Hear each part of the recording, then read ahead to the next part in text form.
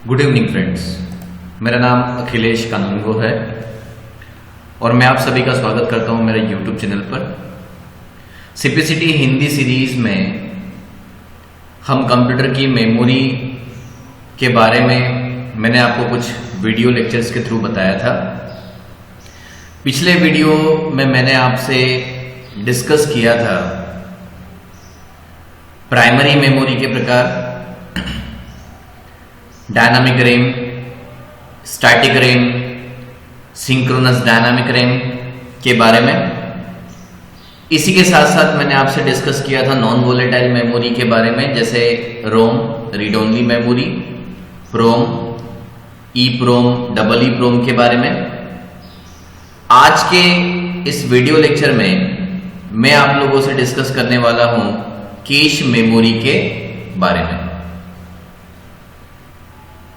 Basically हमारे पास जो पिछले वीडियो लेक्चर का डायग्राम है, उस डायग्राम की अगर मैं बात करूं तो मैंने आपको ये हिस्सा पूरा समझा दिया, ये वाला हिस्सा।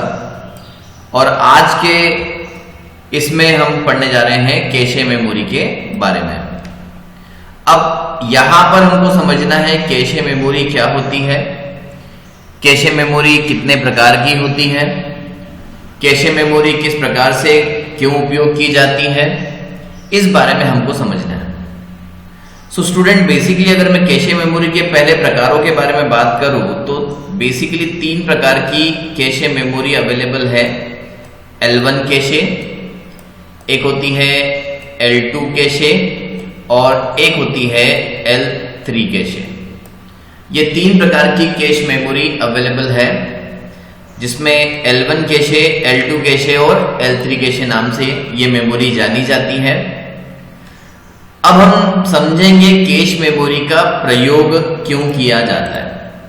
स्टूडेंट, कैश मेमोरी का प्रयोग क्यों किया जाता है, ये समझने के लिए हमको पहले हम ये जानते हैं कि सीपीयू में, कंप्यूटर में जितनी भी प्रोसेसिंग का कार्य होता है वो सीपीयू के द्वारा किया जाता है। यानी जितनी भी डेटा प्रोसेसिंग का काम है वो कौन करता है? वो करता है हमारा CPU, central processing unit, CPU. CPU की ये जिम्मेदारी है कंप्यूटर में कि वो जितने भी डेटा तथा निर्देशों को एग्जीक्यूट करे, उनकी प्रोसेसिंग करे। और इस प्रोसेसिंग के लिए सीपीयू को मेमोरी की आवश्यकता पड़ती है। इस प्रोसेसिंग के लिए सीपीयू को मेमोरी की आवश्यकता पड़ती है। जैसा कि आप ये जानते हैं, या मैंने आपको ये सब बता चुका हूं मेरे पिछले वीडियो लेक्चर्स में, कि कंप्यूटर में जितना भी करेंटली हम कार्य कर रहे हैं, जो भी काम हम करेंटली कर रहे हैं, वो सारा का सारा कार्य होता है हमारी प्राइमरी मेमोरी के अंदर, प्राथमिक मेमोरी के अंदर, और वो प्राथमिक मेमोरी है रैम। बेसिकली कंप्यूटर में आप जो भी काम करते हैं वो सारा का सारा काम किस मेमोरी में होता है? वो सारा का सारा काम होता है रैम मेमोरी में। वो हमारी प्राथमिक मेमोरी है।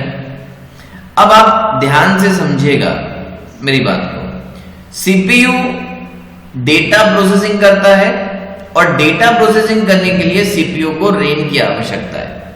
यानी सीपीयू जितनी बार या जब भी डेटा प्रोसेसिंग करेगा, डेटा उठाएगा रैम से, और जब परिणाम, टेम्पररी रिजल्ट उसको मिलेगा, वो स्टोर करने कहां जाएगा? रैम के पास। यानी सीपीयू को डेटा दिया जाता है रैम के द्वारा, और सीपीयू ही डेटा को वापस स्टोर करता है कहां पर जाकर? रैम में। अब दोनों की गति में अंतर है। एक्चुअल में सीपीयू जो है, अगर मैं सीपीयू की बात करूं तो CPU is a very fast device. ये काफी तेज या तीव्र गति से कार्य करता है, जबकि सीपीयू के मुकाबले अगर मैं रैम की बात करूं so it is slow. CPU के मुकाबले, ओके, किसके मुकाबले हम बात कर रहे हैं? हम बात कर रहे हैं सीपीयू के मुकाबले ये मेमोरी स्लो है, ओके। इन दोनों की गति में डिफरेंसेस है, आप समझिएगा बात को। यानी सीपीयू अगर कोई डेटा रैम से चाहता है या रैम के पास से चाहता है और रैम उस डेटा को सीपीयू को प्रोवाइड करती है, सीपीयू को जब डेटा मिलेगा, सीपीयू फास्ट है तो वो उसकी प्रोसेसिंग फास्ट कर देगा, और जब वो रेम से डेटा लेने की कोशिश करेगा तो रेम उसको स्लोली डेटा प्रोवाइड करेगी। सो इस वजह से सीपीयू कई बार आइडियल पोजीशन में बैठना पड़ सकता है या रहना पड़ सकता है। सो इन दोनों की जो स्पीड है वो जो है वो एक प्रकार से देखा जाए तो इसमें डिफरेंसेस हैं, एक बहुत ज्यादा फास्ट है और एक थोड़ा उसके मुकाबले स्लो है। सो बेसिकली होता क्या है, सीपीयू की गति बढ़ाने के लिए यानी एक्चुअल में इनके बीच में एक सामंजस्य स्थापित करने के हिसाब से हम यहाँ पर एक और मेमोरी का प्रयोग करते हैं, और इस मेमोरी को हम कहते हैं कैशे मेमोरी। क्या कहते हैं इसको? Cache memory. Basically cache memory जो है ये सीपीयू के कंपैरिजन में स्लो है। किसके कंपैरिजन में? अगर मैं सीपीयू की बात करूं तो सीपीयू के कंपैरिजन में स्लो है, बट यदि मैं रेम की बात करूं तो रेम से ये मेमोरी क्या है, रेम की तुलना में मेमोरी फास्ट है। अब आप बात को समझिएगा ध्यान से, यानी जो मेरी कैशे मेमोरी है वो कार्य करती है रेम और सीपीयू के मध्य। यानी कि अब एक बात और आप ध्यान से समझिएगा, जिस डेटा की आवश्यकता सीपीयू को प्रोसेसिंग करते समय बार बार पड़ती है, वो डेटा पहली बार सीपीयू रेम से उठाता है, उसको प्रोसेसिंग करके कैशे मेमोरी में रख देता है। अब यदि इन फ्यूचर उसी डेटा की उसको फिर से जरूरत पड़ती है तो सीपीयू को रेम में जाने की आवश्यकता नहीं है, वो उस डेटा को कहां से उठा लेता है? कैश मेमोरी से उठा लेता है। यानी हर बार सीपीयू को रेम के पास जाने की आवश्यकता नहीं पड़ती, डेटा पहले सबसे पहले चेक किया जाता है कैशे मेमोरी में, और कैशे मेमोरी में अगर उसे डेटा मिलता है तो वो सीधा यहीं से डेटा को पिक कर लेता है। ओके, यानी कहने का मतलब है कि कैशे मेमोरी वह मेमोरी है जो सीपीयू और रेम के बीच में सामंजस्य स्थापित करने के लिए उपयोग में लाई जाती है। यह सबसे महंगी मेमोरी होती है, यह सीपीयू की अपनी मेमोरी होती है, और सीपीयू प्रोसेसिंग करने के पश्चात डेटा को इसी मेमोरी में स्टोर करता है, ताकि इन फ्यूचर यदि उसी डेटा की पुनः आवश्यकता पड़े तो कैशे मेमोरी से ही वो डेटा प्राप्त किया जा सके। कैशे मेमोरी एक प्रकार से देखा जाए तो टेम्पररी मेमोरी होती है, it is not permanent memory. इसमें रखा डेटा परमानेंटली स्टोर नहीं होता, और cache memory is the part of CPU, यानी कैशे मेमोरी सीपीयू का ही एक भाग हो सकता है, या हम बोल सकते हैं कि इस कैशे मेमोरी को सीपीयू जो डेटा स्टोर करता है वो बेसिकली सीपीयू रजिस्टर्स के द्वारा करता है, यानी कैशे मेमोरी को हम बोल सकते हैं सीपीयू रजिस्टर्स के रूप में जाना जा सकता है या बोला जा सकता है। सो कैशे मेमोरी जो है वो बेसिकली सीपीयू रजिस्टर के लिए कार्य करती है, यानी इसको हम सीपीयू रजिस्टर बोल सकते हैं। क्लियर हुआ? तो एक्चुअली आपको फ्रेंड्स समझ में आ रहा होगा कि हमें कैशे मेमोरी की क्या आवश्यकता है। ये सबसे फास्ट मेमोरी है, परंतु ये सबसे महंगी मेमोरी होती है, इसलिए इसको एक लिमिट के साथ ही हम कंप्यूटर में उपयोग करते हैं। अगर आप ज्यादा कैशे मेमोरी का प्रयोग करेंगे तो आपके कंप्यूटर का प्राइस भी बढ़ेगा और कंप्यूटर महंगा होता चला जाएगा, because it is very costly memory but it is very fast. Okay, और रेम के पास सीपीयू को हर बार नहीं जाना पड़ेगा और वो डेटा को कैशे मेमोरी से ही पिकअप कर सकता है और वापस कैशे मेमोरी में ही रख सकता है, हर बार उसे रेम में जाने की आवश्यकता। तो ऐसा कौन सा डेटा जो रेम में रखा जाएगा, कौन सा डेटा जो कैशे मेमोरी में रखा जाएगा? ऐसा डेटा कैशे मेमोरी में रखा जाता है जिसकी सीपीयू को भविष्य में बार बार आवश्यकता पड़ सकती है। ऐसा डेटा कैशे मेमोरी में नहीं रखा जाता है जिसे वन टाइम प्रोसेसिंग करना हो, वो रैम में ही स्टोर किया जाता है। ओके, क्योंकि कैशे मेमोरी लिमिटेड है, कैशे मेमोरी ज्यादा हमारे पास अवेलेबल नहीं है क्योंकि वो महंगी होती है। सो स्टूडेंट्स, आपको समझ में आया होगा कैशे मेमोरी के बारे में। मैं इसकी बाय डेफिनेशन आपको थोड़ा सा इंट्रोडक्शन पार्ट में डेफिनेशन बता दूं कि कैशे मेमोरी बेसिकली होता क्या है। बाय डेफिनेशन ये तो हमने एक थ्योरेटिकल वे में समझा कि उसकी क्या आवश्यकता पड़ती है। आज हम कैशे मेमोरी की डेफिनेशन वाइज भी हम इसको थोड़ा सा डिस्कस कर लेते हैं। So what is cache memory? So basically यह एक विशेष प्रकार की तीव्र गति की मेमोरी होती है जो कि कंप्यूटर की प्रोसेसिंग की गति को बढ़ा देती है। कैसे बढ़ा देती है, मैंने अभी आपको डायग्राम के द्वारा समझाया है कि किस प्रकार ये कंप्यूटर का परफॉर्मेंस और उसकी प्रोसेसिंग की गति बढ़ाती है। बिकॉज डेटा जो है वो सीपीयू कैशे में रखता है तो उसे हर बार मेमोरी पे जंप नहीं करना पड़ता है, जिससे उसका समय बचता है। समय बचता है तो उसकी परफॉर्मेंस बढ़ती है, प्रोसेसिंग की क्षमता बढ़ती है। सो कैशे मेमोरी के द्वारा कंप्यूटर के प्रोसेसिंग की क्षमता की गति बढ़ाई जा सकती है। ओके, तो ये एक प्रकार की तीव्र गति की मेमोरी है। देखिए कई बार क्वेश्चन आता है कि निम्न में से कौन सी मेमोरी सबसे फास्ट है।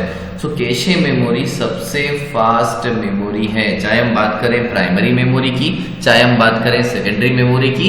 कैशे मेमोरी सबसे ज्यादा फास्ट मेमोरी होती है।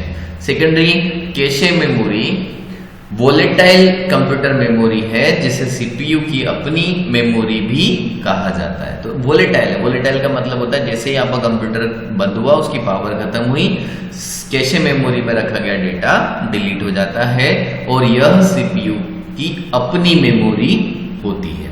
ओके, इसके बाद यह सबसे तेज मेमोरी है जो कंप्यूटर माइक्रो प्रोसेसर को हाई स्पीड डेटा एक्सेस प्रदान करती है। ये कंप्यूटर की सबसे तेज मेमोरी है। आपको इस बात को ध्यान में रखना है। ये क्वेश्चन सीपीसीटी में आया है कि निम्न में से कौन सी मेमोरी सबसे तेज है। तो सबसे तेज मेमोरी अगर ऑप्शन में कैशे मेमोरी है तो वो ही सबसे तेज मेमोरी। कई बार क्या होता है वो कैशे मेमोरी नहीं देता है ऑप्शन में, कई बार वो सीपीयू रजिस्टर लिख के देता है। सो उस केस में आंसर सीपीयू रजिस्टर आएगा। ओके, अब हम आगे बढ़ते हैं हमारे अगले पॉइंट की तरफ। सो अगला पॉइंट है कैश मेमोरी का आकार में बहुत छोटी होती है। ये कोई बहुत बड़ा साइज नहीं है। जैसे हार्ड डिस्क आपके पास में करीबन आज के टाइम पे अगर आप हार्ड डिस्क लेने जाएंगे सो 2 टेराबाइट्स 4 टेराबाइट्स के हार्ड डिस्क अवेलेबल है मार्केट में। तो इसका साइज काफी बड़ा है। अगर आप रैम की बात करें तो रैम भी काफी साइज में आ रही है। 8 GB तक का रैम अभी लैपटॉप्स वगैरह में आ रहा है। सो एक्चुअली क्या है कि ये जो कैशे मेमोरी है इसका आकार बहुत कम होता है बिकॉज ये महंगा होता है।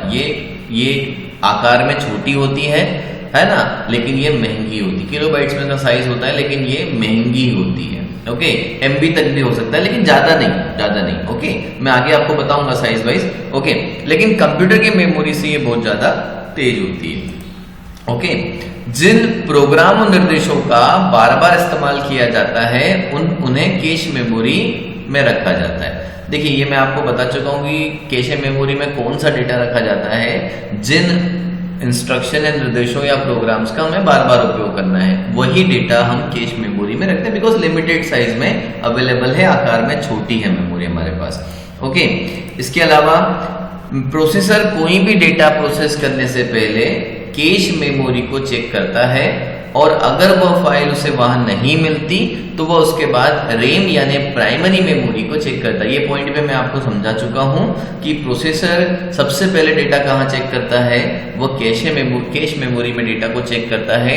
अगर उसे वहां डेटा नहीं मिलता तो वो रैम के पास जाता है। ओके, मतलब कैशे मेमोरी रैम और सीपीयू के मध्य कार्य करती है। It is very important CPCT question. ये क्वेश्चन भी सीपीसीटी में आया है कि कैशे मेमोरी कहाँ कार्य करती है? सो कैशे मेमोरी रैम और सीपीयू के मध्य कार्य करती है। नंबर 2, कैश मेमोरी बहुत महंगी है, इसलिए इसकी क्षमता भी सीमित है। तो ये महंगी मेमोरी होती है, ये बात मैं आपको समझा चुका हूं। यह सीपीयू और मुख्य मेमोरी के बीच एक हाई स्पीड बफर के रूप में कार्य करती है, डायग्राम वाइज हमने अभी समझा था।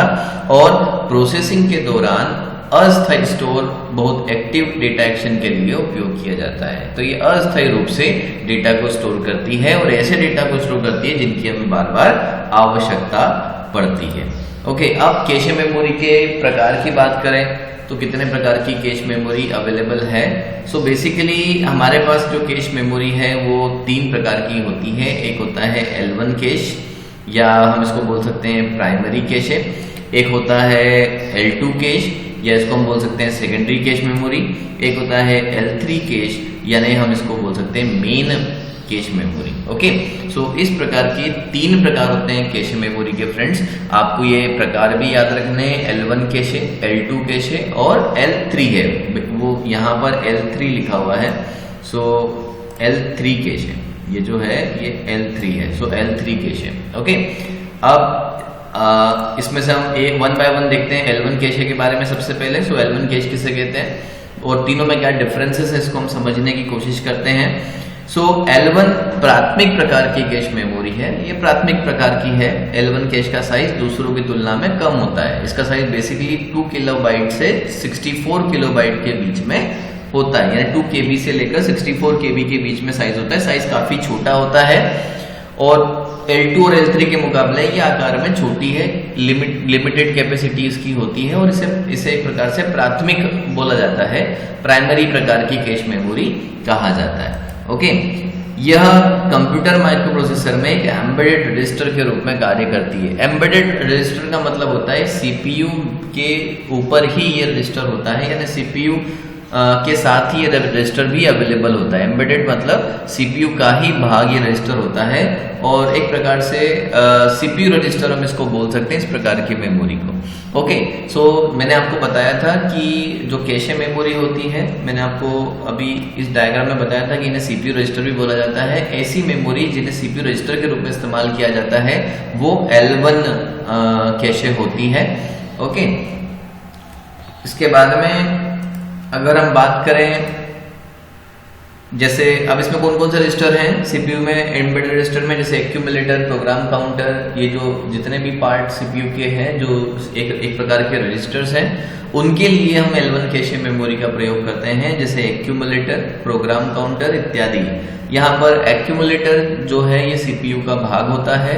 इसमें जो सीपीयू प्रोसेसिंग करता है वो डेटा इसमें होता है और प्रोग्राम काउंटर सीपीयू को बताता है कि नेक्स्ट कौन सा निर्देश हमको एग्जीक्यूट करना है। जैसा कि मैंने आपको बताया कि जो भी निर्देश या डेटा को सीपीयू एग्जीक्यूट करता है वो प्राइमरी मेमोरी या कैशे में होगा और उस निर्देश या डेटा की एक एड्रेस होगी। मेमोरी में अगर कोई डेटा स्टोर होता है तो उसे एक यूनिक एड्रेस प्रदान किया जाता है। तो ये कौन बताएगा कि कौन से नंबर का एड्रेस वाला इंस्ट्रक्शन हमको एग्जीक्यूट करना है, ये बताता है प्रोग्राम काउंटर। ओके, सो सीपीयू, एक्यूमुलेटर और प्रोग्राम काउंटर 2 रजिस्टर्स हैं जो L1 कैश के एग्जांपल्स हैं, उदाहरण हैं, और ये embedded register L1 cache memory होती है जो सीपीयू का ही भाग होती है। L2 कैश की अगर मैं बात करूं, सो L2 कैश की साइज L1 की तुलना में अधिक होती है। वहां पर 64 KB तक का रजिस्टर था, यहाँ पर 256 किलोबाइट से लेकर 512 किलोबाइट तक का साइज इसका अवेलेबल हो सकता है। ओके, L1 कैश में इंस्ट्रक्शन को खोजने के बाद अगर नहीं मिलता है तो फिर L2 कैश में उसे ढूंढा जाता है। ओके, ये भी प्रकार के रजिस्टर्स होते हैं पर इनका साइज थोड़ा बड़ा होता है। वो इसका साइज होता है 256 KB से लेकर 512 KB, और अगर L1 में कोई डेटा या निर्देश सीपीयू को नहीं मिलता है तो वो इसे L2 में ढूंढता है। ओके, अब अगर मैं L3 कैश की बात करूं, सो L3 कैश का साइज काफी बड़ा होता है और स्पीड में ये स्लो होता है। L1 L2 के मुकाबले स्पीड कम होती है, साइज इसका बड़ा होता है। उसकी साइज 1 MB से लेकर 8 MB के बीच में होती है। तो आपको डिफरेंसेस पता चले होंगे यहाँ पर L1 कैश, L2 कैश और L3 कैश के बीच में। अगर मैं L1 कैश की बात करूं, सो L1 जो हमारे पास कैशे है अगर मैं L1 कैश की बात करूं, सो L1 जो हमारे पास कैश है, इसका जो साइज डिफरेंसेस है, यहाँ पर साइज काफ़ी छोटा है, 2 किलोबाइट से लेकर 64 KB तक का साइज है। ये एक प्रकार से एम्बेडेड रजिस्टर्स होते हैं, CPU के अपने रजिस्टर्स होते हैं, जो CPU के साथ ही होते हैं, CPU का ही भाग होते हैं, और इनके एग्जाम्पल के रूप में हम यूज कर सकते हैं जैसे एक्यूमुलेटर, प्रोग्राम काउंटर इत्यादि को। अगर मैं बात करूं L2 कैश की, L2 कैश का साइज L1 के मुकाबले ज़्यादा बड़ा होता है। ये 256 किलोबाइट से लेकर 512 किलोबाइट के बीच में इसका साइज होता है, और अगर कोई डेटा L1 में नहीं मिलता है तो फिर उसको L2 में ढूंढा जाता है। ये भी एक प्रकार का रजिस्टर ही होता है। L3 कैश की बात करूं तो इसका साइज दोनों मेमोरी की तुलना में ज़्यादा होता है, लेकिन इसकी गति जो है दोनों मेमोरी की तुलना में कम होती है क्योंकि साइज ज़्यादा है। ओके, तो इसकी साइज बेसिकली होती है 1 MB से लेकर 8 MB के बीच में। तो फ्रेंड्स, ये हमारा कैशे मेमोरी था, और कैश मेमोरी में हमने यहाँ पर जो आज के वीडियो लेक्चर में पढ़ा, आज के वीडियो लेक्चर में जो हमने यहाँ पर आज डिसाइड पढ़ा है वो है कैशे मेमोरी के बारे में। और कैशे मेमोरी के बारे में पढ़ के हमें पता चला है कि कैशे मेमोरी कितने प्रकार की अवेलेबल है। बेसिकली कैशे मेमोरी अवेलेबल है 3 प्रकार की, L1 कैश, L2 कैश और L3 कैश। ओके, सो अगर आपको ये वीडियो पसंद आया है, आप इस वीडियो को लाइक करें। अगर आपके मन में कोई डाउट्स हैं इस वीडियो को लेकर तो आप मुझसे शेयर करें। ओके, और यदि आपको हमारा चैनल पसंद आया है, आप उसे सब्सक्राइब करें और अपने कमेंट्स दें। ओके, नेक्स्ट वीडियो लेक्चर में हम पढ़ेंगे सेकेंडरी मेमोरी के बारे में, लेकिन उसके पहले जो वीडियो मैं अब पोस्ट करने वाला हूं वो मैं क्वेश्चन बेस्ड वीडियो पोस्ट करूंगा, जिसमें मैं मेमोरी के फर्स्ट पार्ट के लिए कुछ क्वेश्चंस दूंगा आपके सामने। उन क्वेश्चंस को आपको सॉल्व करने हैं। पूरे वीडियो लेक्चर्स में जितना हमने पढ़ा स्टार्टिंग से लेकर कैशे मेमोरी तक, वो पूरा का पूरा हम क्वेश्चन सॉल्व करेंगे। बिकॉज मैंने आपको बताया था ये सीरीज जो मैंने डेवलप किया है या मैं डिजाइन कर रहा हूँ, ये सीरीज सीपीसीटी को लेकर फोकस्ड है। तो सीपीसीटी में आए गए क्वेश्चंस मेमोरी में इस पूरे सीरीज में प्राथमिक मेमोरी के पार्ट, वोलेटाइल, नॉन वोलेटाइल, फिर उसमें रेम, फिर रेम के प्रकार, फिर नॉन वोलेटाइल के प्रकार, रोम प्रोम उसके ऊपर के क्वेश्चंस, फिर कैश मेमोरी के ऊपर के क्वेश्चंस, ये सारे क्वेश्चंस का एक वीडियो मैं नेक्स्ट पार्ट में बनाने वाला हूँ। पहले हम ये वीडियो करेंगे, उसके बाद में मैं सेकेंडरी मेमोरी पर जाऊँगा। सेकेंडरी मेमोरी में हम वहाँ पर पढ़ेंगे हार्ड डिस्क के बारे में, फिर ऐसे 1 बाय 1 पढ़ेंगे हार्ड डिस्क, CD और वगैरह वगैरह जितनी भी प्रकार की सेकेंडरी मेमोरी होती है फ्रेंड्स। सो तब तक के लिए गुड बाय, और आप लोग अपने सजेशंस मुझे फीडबैक में दें। आपको ये वीडियो सीरीज कैसी लग रही है? अगर आपको पढ़ने में मज़ा आ रहा है, समझ में आ रहा है तो आप मुझे बताएं, और प्लीज़ आप चैनल को सब्सक्राइब करें ताकि आपको जैसे ही मैं कोई वीडियो डालूं आपको अपडेट मिले, और अपडेट के साथ साथ आपको नई नई जानकारियां भी मिलती रहे। Okay friends, thank you.